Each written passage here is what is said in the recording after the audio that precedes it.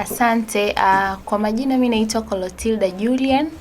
Ndio. Mimi ni mwanafunzi wa mwaka wa 3 finalist pale UDSM na chukua degree ya Bachelor of Commerce in Accounting. Wow. Yeah. Madam, kama ulivyosikia leo mada yetu ya leo inasema kwamba kuhamasisha vijana kuto fake life. Hasa sisi majenzi.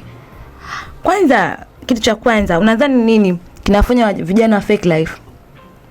Cha kwanza, kitu ambacho kinafanya mtu wa fake life Ndio. ni mtu kukosa confidence ama kutokujiamini yeye mwenyewe. Ndio. Lakini pia vipo vitu vingi sana vinavyochangia mtu kuweza kufake life. Ndio. Hususan sasa hivi issue ya mitandao ya kijamii. Ndio. Na most of the time hii ndio influence kubwa sana inayopelekea watu wengi kuweza kufake life. Ndio. Maana kwamba unataka kuonekana kitu ambacho wewe sio. Ndio. I hope you're getting me nikisema hivyo. Yeah, ile mtu kutaka kuishi nje uwezo wake. Kweli. So faking life mostly imekuwa kwetu sisi vijana kwa sababu ndo tuko katika umri wa kukua na kutaka kufanikiwa na kutaka vitu vingi kwa wakati mmoja. So hiyo imepelekea most of the time watu wengi sana kuweza kufake life ama kuishi nje ya uwezo wake. Kweli.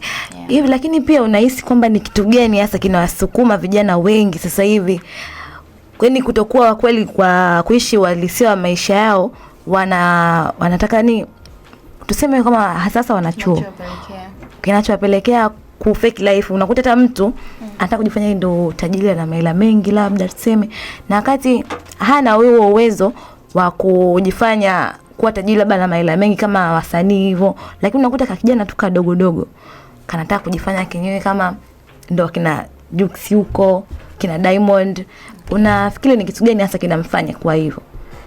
Okay, kwa upande wangu mimi ninavyoona, ndio wengi huwa wanadumbukia kwenye ile wimbi la ku fake life kwa sababu ya kutaka kusifiwa, maybe kutaka kuonekana mtu status fulani. Ya sana ile mtu kutaka kusifiwa, kutaka umaarufu, kwa mtu anataka kuanza ku fake life ili aweze kumove na watu wa level fulani. Ndio. I hope na kujibu. Ndio. Yeah, so most kitu pekee ambacho kinawapelekea vijana wengi ku fake life ndio ni ile kutaka kusifiwa, kutaka kutambulika kama mtu fulani ama kutaka kufikia level fulani kwa haraka zaidi. Ndio. Of which it's okay kutaka kufikia level fulani, lakini that's not the main thing ya watu kuweza ku fake life.